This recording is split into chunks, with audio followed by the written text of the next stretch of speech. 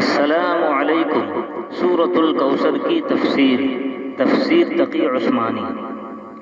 کوثر کے لفظی معنی ہے بہت زیادہ بھلائی، اور کوثر جنت کی اس حوض کا نام بھی ہے جو حضور اقدس صلی اللہ علیہ وسلم کے تصرف میں دی جائے گی، اور آپ کی امت کے لوگ اس سے سیراب ہوں گے۔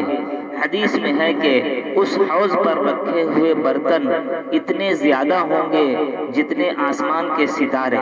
یہاں یہ لفظ اگر بہت زیادہ بھلائی کے معنی میں لیا جائے تو اس بھلائی میں حوض کوثر بھی داخل ہے۔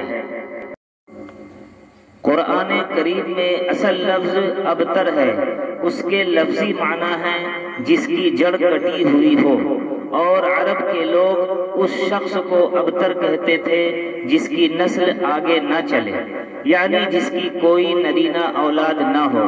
جب حضور اقدس صلی اللہ علیہ وسلم کے بیٹے کا انتقال ہوا تو آپ کے دشمنوں نے، جن میں عاص بن وائل پیش تھا، آپ کو یہ طعنہ دیا کہ معاذ اللہ آپ ابتر ہیں اور آپ کی نسل نہیں چلے گی۔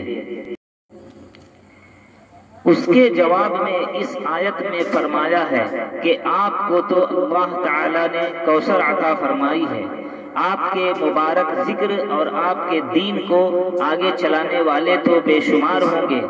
ابتر تو آپ کا دشمن ہے جس کا مرنے کے بعد نام و نشان بھی نہیں رہے گا۔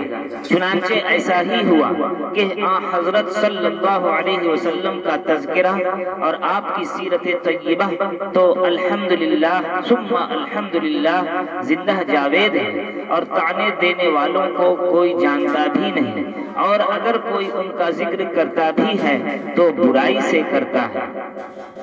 ثواب کی نیت سے ویڈیو کو ضرور شیئر کریں۔